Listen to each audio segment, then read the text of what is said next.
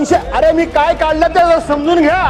तुमच्या डोक्याच्या वरून जात आहे कधी कधी मी जे मुद्दे मांडतो ते तुमच्या डोक्याच्या वरून जातं, त्याला माझा दोष नाहीये. मी काय बोललो 293चा प्रस्ताव आहे चालू का सभागृहात सभागृहामध्ये राज्यपाल महोदयांच्या अभिभाषणावर चर्चा सुरू आहे. अध्यक्ष महोदय,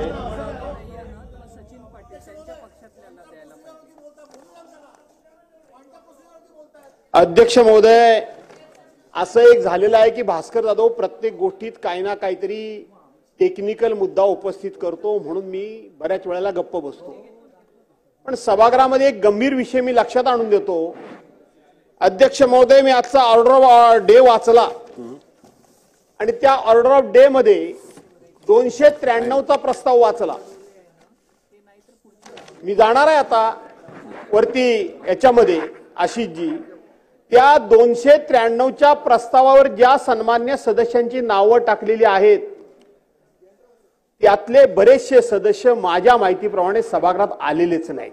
तुम्ही इकडे पाहून बोला. बरं, आपल्याकडे पाहतो. आपली टोपी बी मला लय आवडते अध्यक्ष महोदय. आणि म्हणून 293चा प्रस्ताव मी बारकाईने वाचत होतो. प्रत्येक गोष्ट माझ्या पद्धतीने मी वाचत असतो. मी जाणार आहे वरती ज्या ठिकाणी हजेरीपट, आता इथं 5वा 6वा माळा नाही, इथं कितव्या माळ्यावर आहे मला माहित नाही, तिथं हजेरीपट मी चेक करणार आहे की जे सदस्य सभागृहामध्ये आलेलेच नाही माझ्या माहितीप्रमाणे त्यांची नावं 293वर आली कशी, त्यांच्या नावाच्या सह्या केलं कोणी, हे सुद्धा बघितलं पाहिजे. एक आता सुद्धा आपण लगातार 23 नावं वाचली, आकडा चुकत असेल ती 23 नावं वाचली, त्यातला एकही सदस्य हजर नाही. त्यांनी त्यांची नावं दिली होती का ही खात्री करायला हवी. एक, ओ मॅडम जरा थांबा, हो तुम्ही ऐका जरा, तळेकर मॅडम जरा ऐका. हिरवी तुम्ही खूप चांगले असता पण नको तर तिथं त्यांना मार्गदर्शन नका करू, आम्ही काही भांडत नाही आहोत. आणि म्हणून त्यांची नावं असोत नसोत त्यांच्या प्रतोदाने दिली असतील त्याच्याबद्दल मला काय म्हणायचं नाही. प्रस्तावावरच्या नावावर मला म्हणायचंय. पण माझी एकच सूचना आहे अध्यक्ष महोदय, ज्यांची नावं पुकारलीत आणि त्या आता जागेवर नाहीत, आता आपण पुढच्या सदस्यांची नावं पुकारावी. पण अशी एक प्रथा पडली की नाव पुकारतो त्यावेळेला सदस्य हजर नाही, नंतर येतो आणि म्हणतो माझं नाव आहे, आणि जो कोणी चेअरपर्सन असतो त्यांना वेळ देतो. आणि म्हणून त्यांना वेळ न देता याच्या पुढच्या सदस्यांना त्यांची वेळ द्यावी, हा माझा त्या ठिकाणी सूचना आहे. महोदय, या ठिकाणी सन्माननीय ज्येष्ठ सदस्य भास्करराव यांनी काही मुद्दे मांडले. मुळामध्ये हा 293चा प्रस्ताव, आता माझं स्वतःचं नाव आहे, मी आहे उपस्थित. आता भास्कररावांनी ती सगळी नावं तपासलेत का? उगाच माध्यमांपुढे चुकीची माहिती जावी म्हणून अशा पद्धतीने मुद्दा उपस्थित करून सत्ताधारी पक्षाचे आमदार सभागृहात उपस्थित नाही अशा प्रकारची चुकीची माहिती महाराष्ट्र जनतेला दिशाभूल करायचं का तुम्हाला? कशातरी नाही, एक मिनिट, माझं झालं नाही पूर्ण. आणि दुसरा विषय, सभागृहामध्ये नाही, एक मिनिट थांबा, नाही, एक मिनिट. भास्करराव, तुम्ही असं म्हणालाय की नाव नाहीत, तुम्ही ती सगळी नावं तपासलीत का? निम्म्यापेक्षा जास्त लोक इथे आहेत. नंबर टू नाही, अध्यक्षामध्ये माझं झालं नाही. नंबर 2, सभागृहामध्ये अनेकदा असं होतं. ओ वडेट्टीवार साहेब 2 मिनिटं ऐका. ओ वडेट्टीवार साहेब, माझं संपलं नाही, ऐकू बोलू द्या मला. सभागृहामध्ये काही पहिली वेळ आहे? एखाद्याचं नाव घेतलं तो सदस्य हजर नाही, ही पहिली वेळ आहे का? तर त्याच्यामुळे भास्करराव पूर्णपणे सभागृहाची दिशाभूल करतात. 293च्या प्रस्तावावर ज्यांची नावं आहेत, निम्म्यापेक्षा जास्त सभागृह सदस्य आता या क्षणाला सभागृहात उपस्थित आहेत. मला तुमच्या लोकांची कीव करावीशी वाटते. एवढ्या करता सभागृहामध्ये 293 प्रस्तावावर चर्चाच नाहीये. मी 200 अरे मी काय काढलं ते समजून घ्या. तुमच्या डोक्याच्या वरून जात आहे कधी कधी मी जे मुद्दे मांडतो ते तुमच्या डोक्याच्या वरून जातं, त्याला माझा दोष नाहीये. मी काय बोललो 293चा प्रस्ताव आहे चालू का सभागृहात सभागृहामध्ये राज्यपाल महोदयांच्या अभिभाषणावर चर्चा सुरू आहे.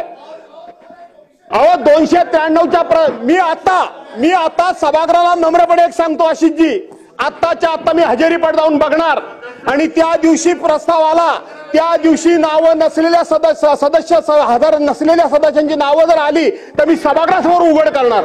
मी अतिशय सौम्यपणे हा मुद्दा घेतला होता, अतिशय सौम्यपणे हा मुद्दा घेतला होता. माहिती घ्यायची नाही, बाहेर नाही यायचं आणि कधी पण माझ्या विरोधात उभं राहायचं. काय चाललंय अध्यक्ष महोदय? आपल्या मी काय राज्यपालांच्या अभिभाषणावर चर्चा सुरू आहे. यामध्ये आता अध्यक्ष महोदय, सन्माननीय भास्करराव जाधव यांनी या सभागृहामध्ये 2 महत्वाचे मुद्दे उपस्थित केले.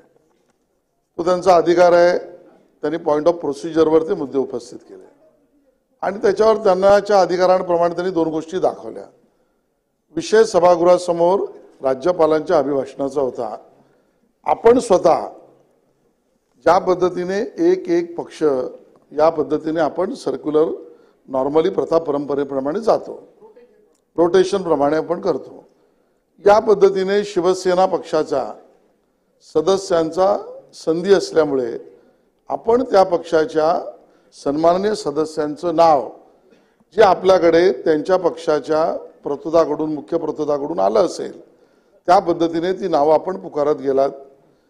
जे रामभाऊ कदम म्हणाले ते काही चुकीचं नाही की असं पहिल्यांदा काही घडलेलं नाही की एखादा सदस्य त्यावेळेला सभागृहात नाही तर त्याच्या पुढचा नंबर त्या पक्षाच्या सदस्याचा जो असतो तो आपण घेतलात, तो नसेल तिसरा घेतलात. हो, हे खरं आहे की प्रोसिजर प्रमाणे आपण ते केलं. आता एकाच वेळेला कदाचित त्या पक्षाच्या सदस्यांची बैठक असेल, जेवण असेल, मला माहित नाही, तर मी भाष्य करत नाही. आणि एक मिनिट माझं पूर्ण होत्या. हे बोलत असताना सन्माननीय सदस्य भास्करराव जाधव आपण काही चुकीचं बोललं नाहीत आणि आपणही योग्य पद्धतीने ते हाताळलं. पुढे ते बोलताना असं म्हणाले, ज्याच्यावर रामभाऊ कदम म्हणाले तो म्हणजे 293चा प्रस्ताव. पुन्हा त्या 293च्या प्रस्तावावर ज्यांची नावं आहेत ते सभागृहात किंवा या विधिमंडळात आलेच आहेत की नाही, त्यांच्या सह्या आहेत की नाही, पुन्हा त्यांचा अधिकार आहे भास्कररावांचा, त्याच्यावरही मला काही म्हणायचं नाही. त्या विषयावर 293ला ज्या वेळेला विषय त्यावेळेला त्यांनी ऑब्जेक्शन करावं, प्रोसिजर प्रमाणे ते उद्याही करू शकतात, आताही करू शकतात, त्याच्यावरही मला म्हणायचं नाही. पण 293चा उल्लेख भास्करराव तुम्ही पहिल्यांदा केलात आणि म्हणून त्याच्यावर राम कदमजी बोलले. मुद्दा आता असा आहे की शिवसेना पक्षाचे दिलीप लांडे आलेले आहेत, त्यांना तुम्ही बोलायला द्या.